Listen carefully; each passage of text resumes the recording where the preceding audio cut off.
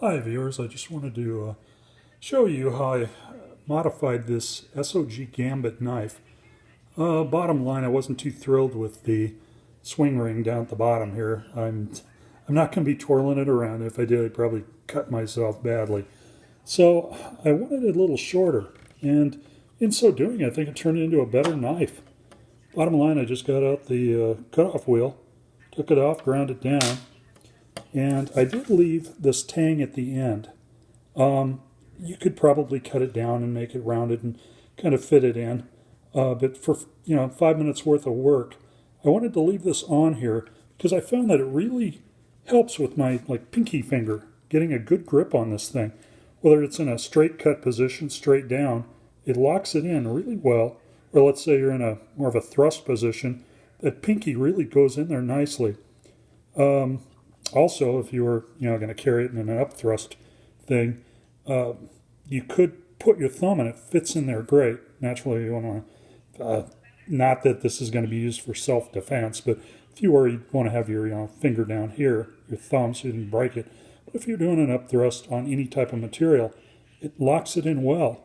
I'm really happy with this. Plus, I'm not much for lanyards.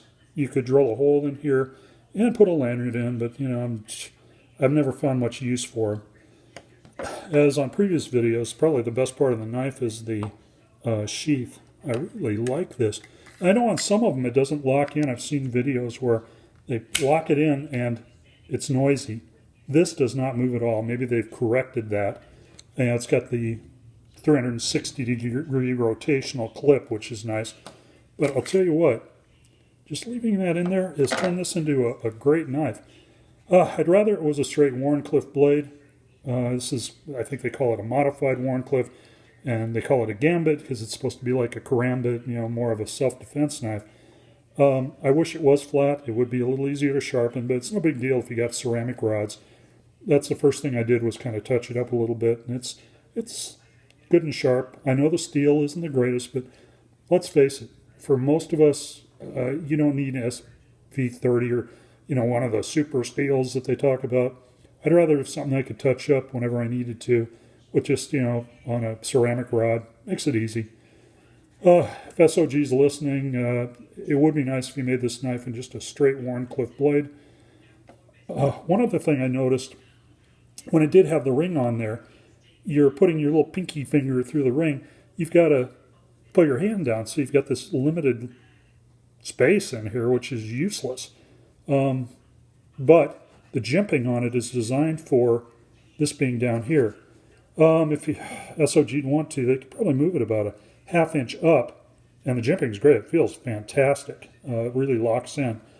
But it's up to you guys. I know it'd probably void whatever warranty you'd get on the knife if you did this. I'm not advocating, cutting it off, but at the same time, I like it. And I like carrying an EDC knife that's, you have to pull out and you got to flip it open. I've had a lot of knives in the past.